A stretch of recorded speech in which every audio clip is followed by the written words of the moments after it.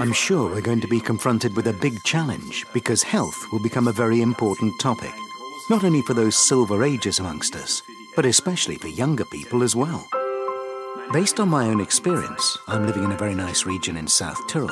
I can assure you just grow up somewhat healthier compared to conditions of living in huge cities, so you don't suffer from the feeling you could get bad or insufficient nourishment, so that you should be much more aware of the quality of food you're consuming. In southern Tyrol, for example, it's a big difference if I'm going to buy something in a supermarket where everything's got a nice red colour and is illuminated excellently, or on a real marketplace. In these local markets, presentation of food's not as impressive, but taste is much better on the other hand. If I wake up in the morning and take a shower in the bathroom or open the water standpipe, I'll receive fresh mountain water. I'd not be able to get this special quality in any big city. For my part, it was a natural inner signal, or even an impulse, whatever you could name it, when I was confronted with the topic silicon for the first time.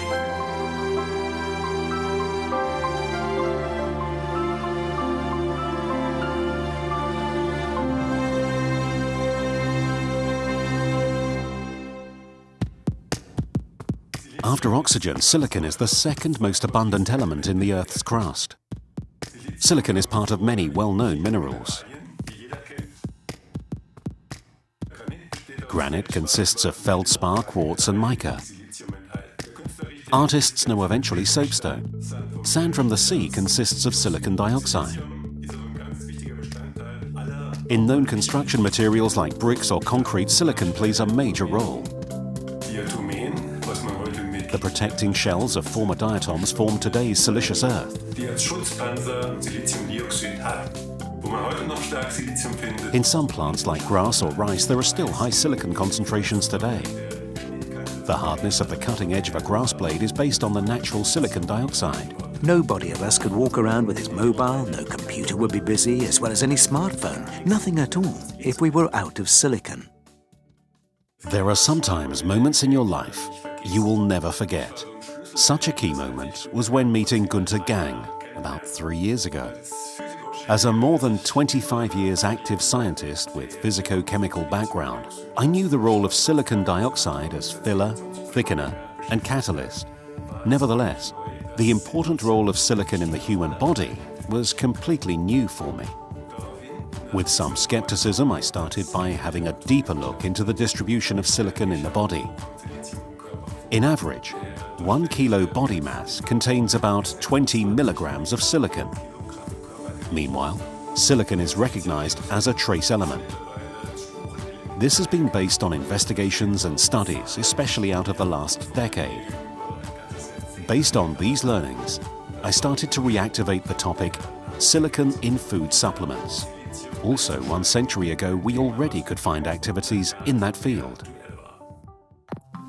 Starting at a certain age, almost everybody is confronted with some diseases. I've done a lot of sports, and depending on the intensity or precision how you performed it, it could hurt a little bit. Then it should have been a good thing, but hurting's not always an excellent target, and you're going to try a lot of things to prevent this. Every friend knows about a favorite product that works excellently, and you're recovering much better. Somebody tells you bananas are doing well. Others might recommend magnesium formulations against muscle cramps, and so on. All this motivated me to get to the bottom of this subject. Not on the usual route only, but being inspired by my wife as well, who studied TCM at that time. She visited Hong Kong several times and brought with her a lot of ideas, especially concerning food and nourishment. But it's not the kind of food only which is relevant. It's important where it comes from. For example, its origin and where did it grow? All these questions are somehow thought-provoking. 10 years ago, I discovered this book about silicon dioxide and what it can do for us. Someday, you'll ask yourself, what the hell is my body consisting of? If you leave out water, carbon and nitrogen, nothing's left but minerals. Right, we can't be composed except of these elements which are delivered from our surroundings,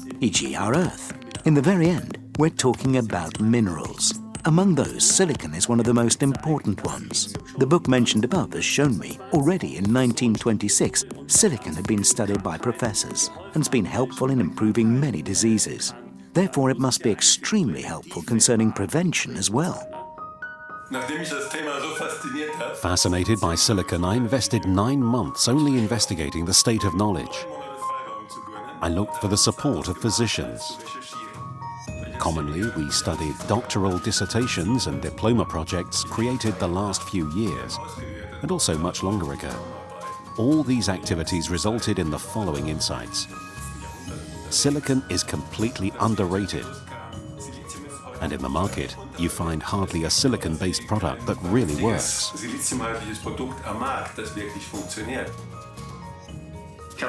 I read a lot of books on primitive people and countries, e.g. Azerbaijan. Afterwards, I decided to visit some of these countries in order to find out if it was true what was written in those books. When I came there in order to meet those people, asking, "How old is that man over there?" they answered, "Maybe nearly 100 years. You never know." But this man radiated a love of life a 60-year-old man from Europe could hardly achieve. There was still another thing which completely surprised me. Certain illnesses like heart diseases or cardiac infarction, which are very common with us, are not at all well known and definitely not very frequent over there. And you're asking yourselves, what are the reasons for that? I started some tests with myself and did some trial and error with different stuff, silicon dioxide, teas from horsetail, silicon compounds, powdered clay, and so on. A lot of things on the market, but nothing worked like it should work, following and believing the books. How to find out if a product is really functioning? We simulated, in the laboratory, the gastrointestinal tract. This simulation led to astonishing results. Most products release less than 5% of dissolved silicic acid. That is certainly less than the consumer would expect when reading the packaging text.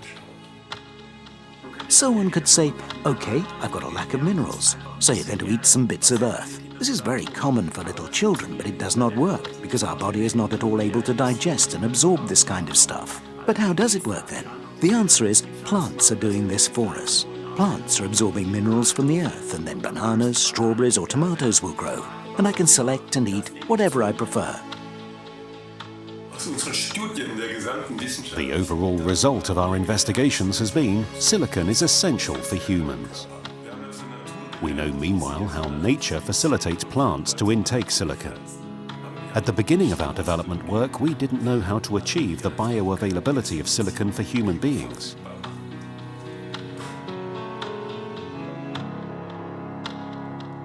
From the very beginning until today, I guess, nearly 10 years passed.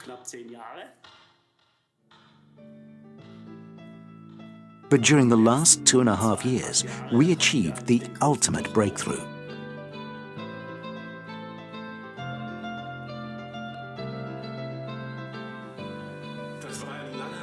After many expert discussions and laboratory trials based on different manufacturing methods, we concluded a new technology had to be developed to make the bioavailability real.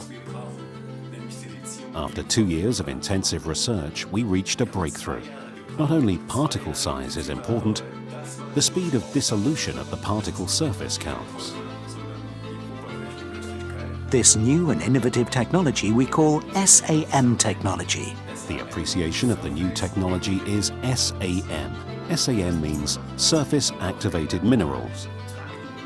The key is to activate the surface of the minerals so that the chemical dissolution can be radically improved. That means not size matters, as many people believe, but the solubility of the minerals. Consequently, they can become bioactive and the human body is able to absorb them. By this SAM technology, tailor-made raw materials for diverse products can be developed now. How can floating particles be identified in completely transparent water? A laser allows us to see particles in water.